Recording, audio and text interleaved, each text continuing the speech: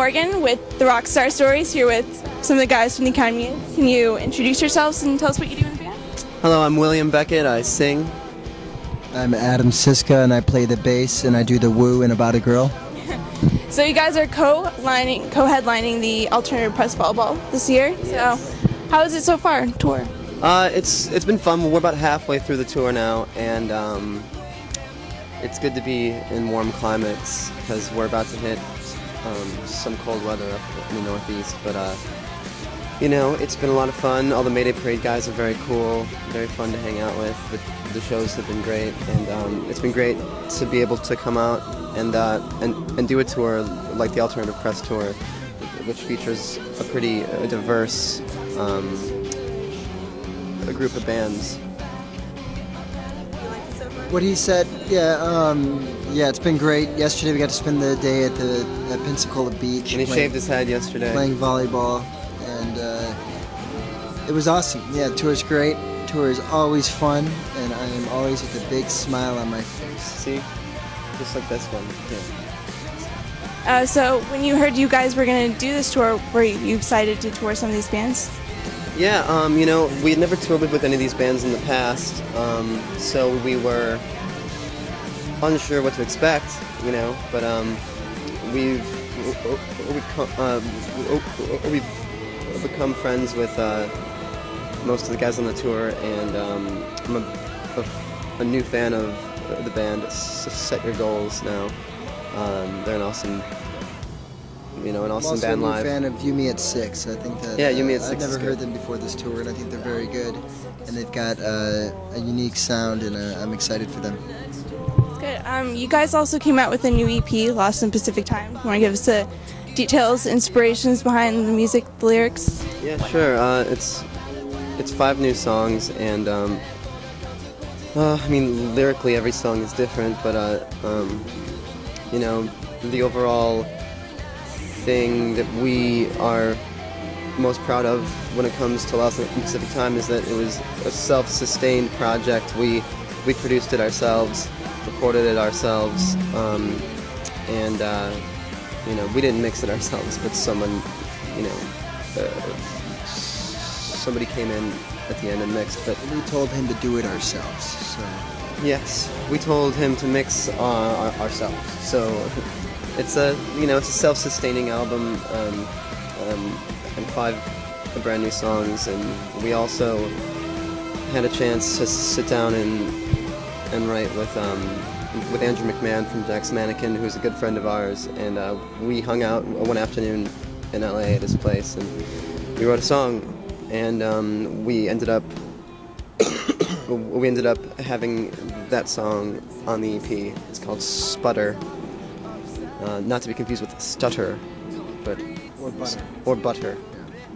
So Sputter is the name of the song. Actually, I googled stutter on accident when I looked up the lyrics. So it's probably because you had the foresight to you know, foresee this interview and me stuttering all over the place. It's okay. I feel the same way. You also we've all got our things. We have our verbal issues. I know you also wrote a song with Demi Lovato, my favorite Disney Channel star. How was that? It was great. Unfortunately, Disney didn't want to put the song on the album because of the content. They thought that it was too heavy, not like as in metal, but heavy. Yeah, I heard it was about her relationship with her father. Yes, we wrote it about her relationship, and it's an incredible song. What I was most excited about was just to see how truly talented she is, and what a great voice she has, and what great, you know, she has a lot of really honest insight, and she's wise beyond her years. And I think that while I understand that Disney didn't want to put the song out because it may have been too much for their audience, for the Disney audience, I think that at the same time they're selling that audience a bit short, because I feel like this song in particular is one that people, particularly young people, can relate to in situations where You know, I mean, these are real life situations. It's not all, you know, life isn't all, you know, lollipops and puppy dogs. Magic Kingdom. Yeah, exactly. So, so anyway, but I still keep in contact with Demi, and I'd love to, you know, to sit down and write with her some more, and I think that this song will end up being heard, hopefully on her next album. But we joke about just, you know, we joke about just starting a side project and just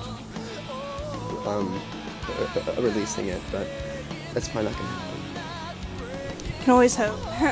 But the AP Tour's Fall Ball is all themed around kind of like high school homecoming, and Fast Times at Barrington High seems to really incorporate the high school persona. Did you have any particular high school experiences that were put into the album? Yeah, I mean, the whole thing's basically about the 5 years since high school, and particularly chronicling relationships and changes going on in high school. It's a nostalgic album, and you know, We were pals in high school.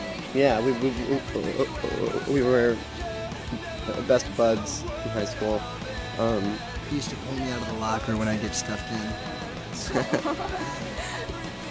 Well, you know, so to speak. Not literally, but Literally, yes. okay. I mean, I didn't want to expose you that way, but That's right. okay. As long as you're comfortable with it. Well, he would stuff me in and then he'd pull me out. Yeah, in front of all my you know, my my popular friends, I would stuff them in the locker. But as soon as the bell for class rang and the He'd let me back out. the hallways cleared, And we'd listen to our Alkaline Trio together. and I'd let them back out. Actually, that's not true. I didn't have any popular friends except for you. You were the popular one until you met me. Yeah, that's true. That is true. Yeah. So in the latest AP magazine, you feel about your family and everything. Is it hard to be on tour with your family now? Yeah, absolutely. You know, but everyone makes a sacrifice when you devote your career to, you know, a certain path. A lot of bands have a family that they leave behind, and I mean, whether it be, you know, a wife and a child, or a mother, or a grandfather or a grandmother. It's hard. It's really hard to be away. But the reason why we're out here, you know, we're fighting for our families. We're doing this for ourselves and the other part of our family, which is our fans. So you know, it's a sacrifice that you know, we all have to make. Is there any way for your fans to reach you? Yeah, we're both on that Twitter thing. I don't know how to work it. Yeah. Well, his Twitter is Siski Business. Mine is Bill Beckett, quite simply. I also have a website that I post random ramblings on called thewilliambeckettblog.com. You can go on our MySpace, myspace.com/theacademyis. Facebook, you know, the usual mediums of finding out. You can go to siskibusiness.com to see pictures of my pets. Yes. He's got a lot of pets. Yeah. Cats galore. Thank you for the interview, and I hope you guys have a great show. Absolutely. Thank you. It's our pleasure. Hello, we are the Academy Is, and this is the Rockstar Stories.